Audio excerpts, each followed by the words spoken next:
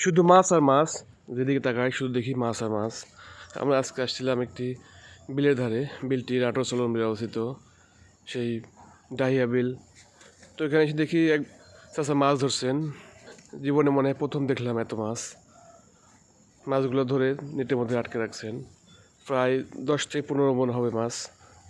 এখানে যিনি মাছ ধরছেন তিনি তার সকল প্রকার শক্তি, তার শ্রম সব কিছু বিসর্জন দিয়ে তিনি এই মাছগুলো ধরছেন, কারণ তিনি এখান থেকে তার সংসার জীবন চালান। তো বন্ধুরা দেখুন কতগুলি মাছ রয়েছে এখানে, আর কেমন বা দাম হতে পারে এই মাছগুলোর। আসলে এই মাছগুলো তো সে তো আছে না, এগুলা প্রকৃতি দিয়েছে মানুষের জন্য। যে জালটা দিয়ে মাছ ধরছেন এই জালটার নাম জিজ্ঞেস করলে তিনি এই জালটার নাম বলেন খৈরি জাল। জাল দিয়ে তিনি প্রতি বছর এভাবেই মাছ ধরে থাকেন। হয়তো ভাগ্য ভালো হলে অনেক মাছ বেশি পান, নয়তো কম পান। এটাই প্রকৃতির নিয়ম।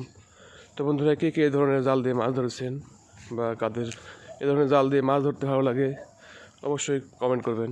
সবাই ভালো থাকবেন।